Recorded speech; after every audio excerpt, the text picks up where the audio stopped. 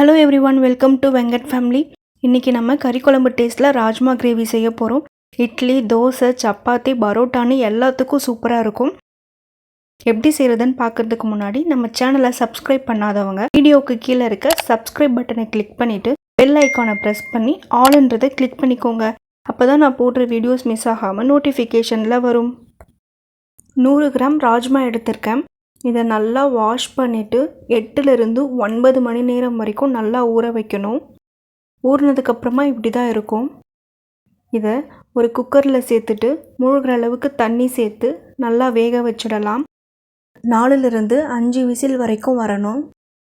இந்த அளவுக்கு நல்லா வெந்ததுக்கப்புறமா ஒரு கடாயில் 4 டேபிள் ஸ்பூன் கடலை எண்ணெய், 1 இன்ச் அளவுக்கு 3 பட்டை, 3 ஏலக்காய், 5 கிராம்பு இது எல்லாத்தையும் சேர்த்துட்டு நல்லா பொரிஞ்சதுக்கப்புறமா பெரிய சைஸ் வெங்காயம் 2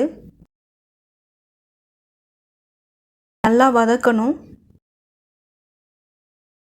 இஞ்சி பூண்டு பேஸ்ட்டு 2 டேபிள் ஸ்பூன் சேர்த்துக்கிறேன். நல்லா அது ஸ்மெல் போகிற வரைக்கும் வதக்கணும். உப்பு 1 ஸ்பூன் சேர்த்துக்கிறேன். நீங்கள் உங்கள் டேஸ்ட்டுக்கு ஏற்ற மாதிரி சேர்த்துக்கோங்க. மீடியம் சைஸ் தக்காளி 2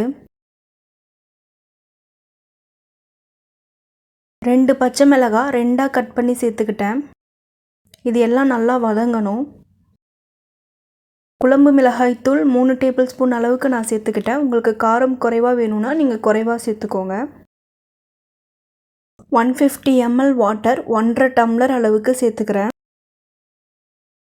மசாலா ஸ்மெல் எல்லாம் நல்லா போனதுக்கப்புறம் வேக வச்சுருந்த ராஜ்மாவை சேர்த்துக்கோங்க. ராஜ்மா நல்லா வெந்ததும் மேலே கொத்தமல்லியை தூவி விட்டுட்டோம்னா கறி குழம்பு டேஸ்ட்டில் ராஜ்மா கிரேவி ரெடி. அவ்வளோதாங்க. தோசை, சப்பாத்தின்னு இல்லை, ரைஸ்க்கு கூட சூப்பராக இருக்கும். கண்டிப்பாக ட்ரை பண்ணி பாருங்கள். ஓகே ஃப்ரெண்ட்ஸ், நெக்ஸ்ட் வீடியோவில் பார்க்கலாம். பாய்.